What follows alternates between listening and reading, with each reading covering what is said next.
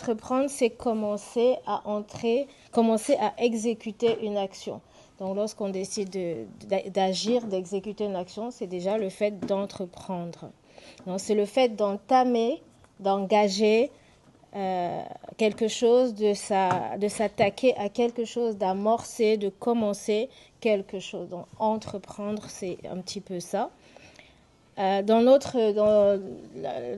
circonstance, dans ce qui nous réunit aujourd'hui, c'est au niveau de l'entrepreneuriat. Donc, entreprendre, c'est aussi le fait de créer une entreprise, créer une structure, créer quelque chose qui soit génératrice de revenus, génératrice de capitaux. Donc, on va s'attarder sur le fait d'entreprendre pour avoir des sous, donc pour générer des capitaux. Et aussi, ce qui me parle beaucoup, ce qui m'a parlé au travers de ce livre, c'est qu'on peut entreprendre ces deux verbes en un, entrer et prendre. Donc, entrer, c'est entrer dans un lieu, entrer dans notre destinée, entrer dans un espace, entrer dans un domaine, entrer dans un environnement. Donc, chaque fois que nous entrons, nous arrivons quelque part, nous entreprenons, donc nous entrons. Et prendre, c'est prendre ce qui s'y trouve. Donc, prendre possession. Donc, entreprendre, c'est aussi entrer quelque part, entrer dans un environnement, entrer dans une idée et en prendre possession. Et donc, l'important quand nous voyons la chose de cette façon, c'est de se dire, pourquoi je reviendrai dessus par rapport au rêve, c'est de se dire que pour prendre possession de quelque chose, il faut qu'on en ait connaissance, il faut qu'on en ait la légitimité pour en prendre possession, pour s'en emparer. Et c'est pour ça que j'accompagne les personnes justement à rêver. Donc l'idée, la slide prochaine s'il te plaît, l'idée ça part du rêve. L'idée part du rêve, de l'imaginaire, de ce qu'on a dans la tête, de cette idée, de cette pensée, de ce qui est fort en nous. Donc, pour moi, c'est pas seulement intellectuel, ça part aussi du subconscient, ça part aussi de notre essence, ça part aussi de qui nous sommes. Et moi, j'appelle cela de notre mission de vie. Donc, rêver, l'idée part du rêve, de ce qui semble être grand dans notre tête, dans notre esprit, dans notre cœur. Moi, j'appelle ça l'idée. Donc, on peut avoir une ou plusieurs idées. Donc, rêver, se donner le droit de rêver, se donner le droit d'imaginer, se donner le droit de laisser notre pensée aller dans tous les sens. C'est ce que moi j'appelle l'idée. Partir de l'idée à l'action, c'est partir du rêve, de ce qui est en nous, de ce qui brûle en nous, de ce qui a d'intrinsèque au plus profond de nous pour pouvoir le mettre en pratique. Donc on peut avoir une ou plusieurs idées. Entreprendre, entrer peut partir de plusieurs idées qui parfois ne semblent pas corroborer, ne semblent parfois pas aller dans le même sens. Je dis aux personnes de s'autoriser à avoir, à rêver, à imaginer, à se laisser aller, à accueillir toutes ces pensées, toutes ces idées, toutes ces choses qui viennent quand on pense entrepreneuriat, quand on pense mission de vie, quand on pense qu'est-ce que je vais faire quand je serai grand. On a souvent eu cette question quand on était petit. Et grâce à cela, grâce à notre imaginaire, grâce à nos rêves, au fait qu'on accueille, qu'on accepte tout ce qui nous vient à l'esprit, eh ben, on apprend à connaître notre mission de vie, on accepte, moi je suis chrétienne, donc je crois en Dieu, on accepte qu'on est venu sur la terre pour une raison, pour une mission, et c'est comme ça qu'on se construit l'idée, qu'on construit le rêve, qu'on construit le point de départ de notre entreprise. Donc voilà, c'est ce que moi je mets dans la rubrique idée. Rêve, partir du rêve, de l'idée à l'action. Alors, pour arriver à l'action, pour arriver à la réalité, nous devons passer par le processus. Donc, une fois qu'on a rêvé, une fois qu'on a imaginé, une fois qu'on a... ça brûle en nous, ce qu'on veut faire, ce qu'on veut entreprendre, ce dans quoi on veut s'orienter, eh bien, il faut le construire, il faut prendre du temps. Ça prend du temps de construire son ou ses projets. Ça prend du temps de mettre en place ce à quoi on a pensé, ce qui est en nous avant de passer à l'action. Alors, construire le processus en soi est une action. Ce n'est pas quelque chose de passif, ça rentre dans l'action aussi. Donc c'est vrai qu'on a dit de l'idée à l'action, mais c'est pas idée et action, processus inactif. Non, le processus fait aussi partie de l'action. Et dans ce processus-là, il est très important de se former. Donc, on sait très bien au niveau des intelligences logico-mathématiques, tout le monde sait que tous les parents mettent leurs enfants à l'école. Ça fait partie de la formation. Mais il n'y a pas que la formation scolaire, il n'y a pas que la formation académique, il y a la formation entrepreneuriale.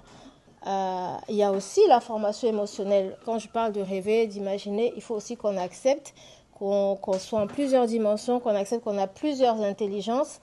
Et il n'y a pas que l'école. Bon, je pense que vous êtes tous au courant qu'il n'y a pas que l'école qui nous permette de rentrer dans le processus de l'entrepreneuriat. Donc, il faut se former. En plus du cadre scolaire, universitaire, c'est important de se former. On se forme par l'exemple, on se forme par la pratique. Et aussi, on se forme en s'informant. C'est important de s'informer. Donc, comme ce qu'on fait là, vous allez rencontrer des personnes qui sont déjà sur le terrain. Vous allez, plusieurs sources d'informations sur le sujet. De façon générale sur le monde de l'entrepreneuriat, de façon générale sur les sources de revenus, mais aussi de façon spécifique sur ce qui brûle en nous afin de rentrer dans ce projet-là. Je vais vite parce qu'on a peu de temps. Hein. C'est vraiment un résumé, une petite introduction. Et c'est important de se faire accompagner. Comme pour tout, que ce soit à l'école, que ce soit à l'université, au niveau de l'entrepreneuriat, c'est important d'être accompagné. On ne se fait pas seul. C'est vrai que souvent on dit « ouais, je me suis fait seul ». Certaines ethnos peuvent prôner le fait de se faire seul. C'est vrai que certaines situations de la vie peuvent faire en sorte que nous soyons livrés à nous-mêmes et qu'on soit forcés par les circonstances de la vie à nous retrouver seuls dans notre cheminement de vie, cheminement professionnel. Mais l'idéal, c'est de se faire accompagner. Ce n'est pas une faiblesse d'être accompagné, ce n'est pas une faiblesse de se faire accompagner. Au contraire, c'est une force. Alors, pour passer à l'action. L'action, donc, l'important par rapport à l'action, je conseille de tester nos projets, tester nos projets avant de se lancer. Alors, c'est un petit peu paradoxal parce que pendant le contexte, on est en train de se lancer. Mais on peut tester l'entreprise, tester notre projet. Par exemple, comme on est en France, on peut tester le projet un moment avant de le déclarer aux URSSAF. Je pense qu'on parlera de ça en plus en détail plus tard. On peut tester son entreprise avant de la déclarer aux URSSAF. On peut le faire, on a le droit de le faire. C'est quelque chose que je ne savais pas quand j'ai commencé. Donc, tester, faire des études de marché, prendre du temps à tester son projet pour le lancer, c'est important. Et j'encourage à ne pas attendre que les projets soient parfaits avant de se lancer. Je sais que très souvent, on a été élevé, éduqué à la perfection et parfois on veut vraiment attendre que tout soit fait, tout soit finolé, qu'on ait le financement et tout. En fait, c'est pas obligé. N'attendez pas que vos projets soient parfaits pour vous lancer. Et accepter les échecs. La partie suivante est liée aux échecs. La réussite, ce n'est pas le fait de ne pas avoir échoué. Ce n'est pas parce que tu as échoué que tu n'as pas réussi, que tu n'as pas abouti à quelque chose que tu as échoué. Les échecs permettent de mieux comprendre, les échecs permettent de s'améliorer. La réussite pour moi, c'est le fait d'être au bon endroit, au bon moment, de faire ce qu'on doit faire et d'être ce qu'on doit être. Et donc pour les croyants, c'est d'être ce que Dieu veut que nous soyons. Pourquoi je parlais de mission de vie? Donc quand on connaît sa mission de vie, la réussite, c'est d'être ce que Dieu veut qu'on soit. Donc voilà, en quelques mots. Et comme moi, j'aime bien la pratique, il me reste Combien de temps? 5 petites minutes, c'est ça. Moi, j'aime bien la pratique, donc on va passer à la phase pratique parce que on a parlé de l'idée à l'action. Et j'aimerais que pour ceux qui ont un stylo, du papier ou leur téléphone, que nous prenions ces petites minutes qui nous restent à vraiment penser à une ou deux choses à laquelle tu rêves, ce que tu rêves de faire depuis que tu es petit. Donc, j'ai mis trois choses que je vous propose je vous propose de penser à votre rêve de trois façons. Donc, soit vous pensez à une chose à laquelle vous rêvez depuis que vous êtes tout petit. Depuis que vous êtes petit, vous avez toujours rêvé de faire ça. Et il se pourrait que vous soyez dans votre rêve, mais il se pourrait aussi que vous l'ayez éteint. Soit vous pensez à la chose qui vous énerve le plus. Vous supportez pas de voir cette chose et vous voulez à tout prix voir cette chose changer. Je prends un exemple. Je viens d'un pays où à une époque, il y avait des ordures partout. Et un jour, quelqu'un a eu l'idée de faire des petites poubelles dans les carrefours parce que ça dérangeait cette personne. Il y a des gens qui vont passer près des poubelles, c'est pas leur maison, donc ils vont pas, ça va rien leur faire. Mais il y a des personnes, dès qu'ils voient une ordure, le fait que ça t'énerve, ça peut être le début du projet que Dieu a mis dans ton cœur. Donc, troisième façon de penser à son rêve, c'est de penser à ce qui manque. Alors, si tu arrives dans un endroit, quelque part, et voilà, tu observes qu'il manque quelque chose, et cette chose te saute aux yeux, et tu veux combler cette chose, et bien ça peut être ton rêve, ça peut être ton idée. Et donc voilà, donc on va prendre 2-3 minutes pour vraiment prendre ce temps pratique de passer à l'action.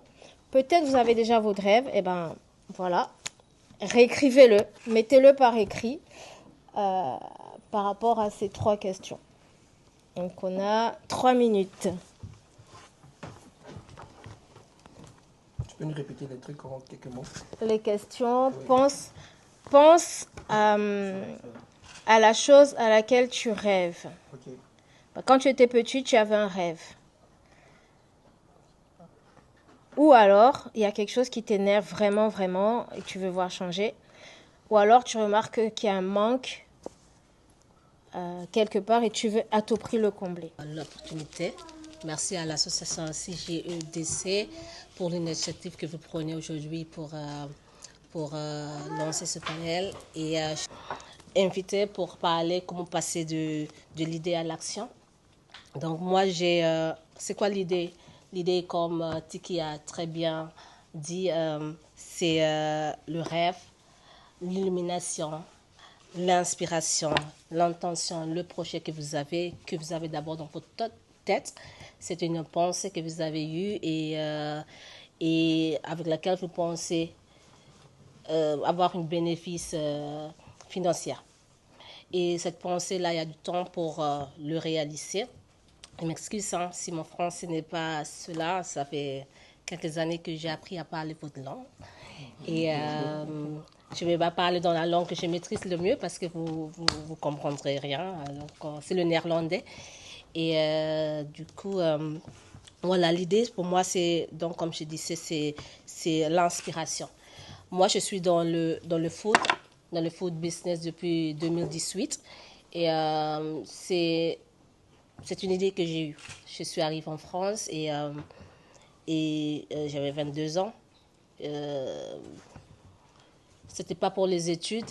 Et à ce moment, je parlais pas français. Et je me suis dit, que pourrais-je faire? Et comme on sait que ça débouche beaucoup dans la restauration, je suis allée chercher un job et c'est là où j'ai découvert ce métier. Et mes anciens patrons m'ont fait beaucoup de confiance et m'ont montré que j'avais les capacités de faire ce travail-là. Mais vu mes inspirations personnelles, mes ambitions personnelles, je savais que je ne pouvais pas rester travailler à ce niveau, dans ce milieu-là. Et je me suis dit, si je peux très bien le faire pour quelqu'un, pourquoi ne pas le faire pour moi-même? De là est partie l'idée que, avant de passer à l'action, il faut peut-être que je me prépare. Et j'ai pris ce quelques mois de contrat dans ce restaurant pour, euh, pour découvrir qu'est-ce que c'était d'avoir un restaurant, qu'est-ce que c'est de gérer un restaurant, de gérer une cuisine. Et j'ai nourri ce rêve, d'abord le rêve d'entreprendre, et l'idée est venue de ce que j'avais entre les mains, ce qui était plus accessible, ce qui était plus facile à faire. Et j'ai fait un petit dessin, un petit plan. Je me dis, bon, d'ici 1 an, je parlerai français, donc je pourrais m'inscrire dans une formation, et tout. Je passe un CAP cuisine, etc. Et après, le suite viendra. Donc, vous voyez, j'ai été en contact avec quelque chose. J'avais le fibre entrepreneurial, peut-être pas d'idée, mais je faisais quelque chose que je faisais bien parce que mes patrons étaient témoins, ils le disaient, les clients le disaient. Donc, j'ai vu mes compétences sur place. Et c'était quelque chose que j'avais appris sur le tas. Mais je me suis dit, bon, ok, je vais entreprendre, je vais faire ça, parce que ça, je maîtrise, je viens de découvrir que je maîtrise, donc je vais me préparer. L'action, donc l'action, c'est le fait d'agir, d'accord, le fait d'agir, il y a l'action et il y a le lancement. Donc, j'ai commencé. Alors bonsoir. Moi je vais essayer d'être moins pédagogique que nos aînés. Surtout que quand elles intervenaient, je m'attendais plus aux chiffres, surtout au niveau de Vanessa, parce que ça c'est ça qui m'intéresse surtout, les chiffres. Parce que la majorité des étudiants, enfin la majorité des entrepreneurs, quand ils veulent entreprendre, c'est surtout ça, la finalité c'est de gagner de l'argent. Donc ça inspire beaucoup quand tu donnes des chiffres, ce que tu as gagné, ce que tu as perdu, comme ça on sait dans quoi on met les pieds. Alors, il y a un proverbe chinois qui dit le meilleur moment de planter un arbre, c'est il y a 20 ans ou aujourd'hui. Et quand j'ai lu ça, cela m'a un peu marqué parce que ce problème arrive à beaucoup d'étudiants, beaucoup d'entrepreneurs qui veulent débuter. Sur le fait de repousser à demain ce qu'on peut faire aujourd'hui. Le fait de se dire, il faut d'abord que je finisse les études, il faut que je valide mon diplôme, il faut que je revalide quelque chose encore et encore. Et le temps d'entreprendre, de commencer son projet n'arrive jamais. Et moi, je suis une personne qui prend beaucoup de risques. Ce n'est pas aussi bien pour un entrepreneur quand même d'aller sur le tas en même temps sans faire une étude de marché, sans faire préalablement des investigations pour savoir dans quoi je mets les pieds, est-ce que c'est bien ou pas. Donc pour moi, je suis par exemple, un bel exemple pour vous montrer que entreprendre et étudier à la fois, que c'est un truc possible parce que j'ai commencé là. J'ai commencé à entreprendre depuis 2020 en étant également étudiant. Moi, j'ai été toujours passionné du numérique, tout ce qui est photo, vidéo. Et également, moi, mon rêve, c'est de devenir riche, ultra riche. Donc ça fait que les trucs de 8h à 17h, 8h à 17h, ça ne m'a jamais intéressé. Donc depuis le début, par exemple, j'ai commencé à travailler. Et également à côté, je voulais intervenir dans le mobilier et l'immobilier. Vous savez, j'ai voyagé au Bénin, moi je suis béninois.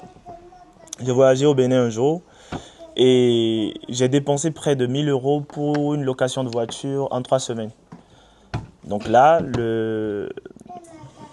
l'idée est venue de me dire que voilà, est-ce que si j'investissais dans ce truc-là, est-ce que ça n'allait pas marcher ou pas? J'ai juste vu que ça a marché parce que moi j'ai dépensé dedans. Je me suis dit directement que ça allait marcher. Et ça fait que je me suis lancé hyper rapidement et j'ai perdu. Donc les études aussi, il faut essayer de pouvoir concilier, de trouver un juste milieu entre étudier et entreprendre. Parce que entreprendre, ça demande vraiment beaucoup d'énergie. Tu ne dors pas, surtout. Il n'y a aucun entrepreneur ici qui peut me dire qu'il arrive à, quand on commence, qu'il arrive à dormir 5 heures par jour. C'est presque impossible. Et le risque aussi, c'est quand tu es polyvalent. C'est la pire malédiction qui puisse t'arriver si tu es une personne polyvalente. Parce que le fait de savoir faire deux choses à la fois et de ne pas savoir quoi choisir et vraiment aller dedans, ça fait que tu te perds assez rapidement. Moi, je pense que c'est le meilleur moment pour commencer à entreprendre, c'est quand on est sur les bancs. C'est vraiment le moment pour essayer, pour connaître ses échecs, pour essayer de voir est-ce que ceci, je peux ou pas. Et comme Tiki le disait tout à l'heure, il faut profiter du besoin, de ce que tu n'arrives pas à avoir. Par exemple, aujourd'hui, je me rappelle quand Richie voulait créer cette association, on avait un besoin de se rassembler. Et il n'y avait aucune association, aucun organisme qui essayait d'organiser un truc comme ça à Brest pour pouvoir rassembler beaucoup d'étudiants sur Brest. Donc c'est là est née l'idée. Donc l'idée vient d'un besoin et ça fait que quand tu connais, quand tu déniches le besoin que tu peux essayer de répondre, ça fait que déjà tu as l'idée.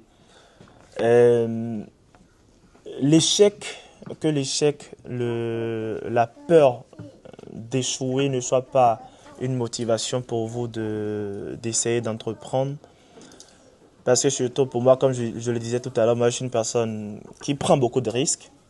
Je vais sur le tas. Aujourd'hui, je fais beaucoup attention sur ce sur quoi je me mets parce que là au moins aujourd'hui je me suis spécialisé dans la photographie, dans la vidéo, un peu dans l'immobilier en Afrique. Et je peux vous dire que prendre le risque d'essayer, ça paye toujours. Donc je ne vais pas trop tergiverser sur le besoin de prendre des risques et revenir encore un peu sur le sujet. Est-ce qu'on peut être étudiant et entrepreneur à la fois? La réponse est oui. Mais il faut savoir reconnaître ses priorités, de ne pas essayer de prioriser plus l'un ou l'autre et à la fin essayer, à la fin échouer parmi les deux. Et pour donner une anecdote par rapport à moi, mon parcours en tant qu'entrepreneur et étudiant dans le temps, après l'histoire de la voiture là au pays, j'ai essayé de créer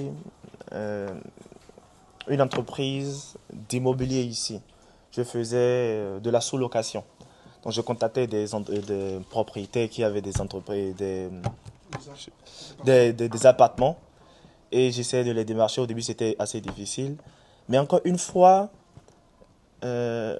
c'est la persévérance, la résilience, le fait de me dire que même si on me dit que la chose ne va pas marcher, moi je sais, je connais mes capacités, je sais que ça va marcher.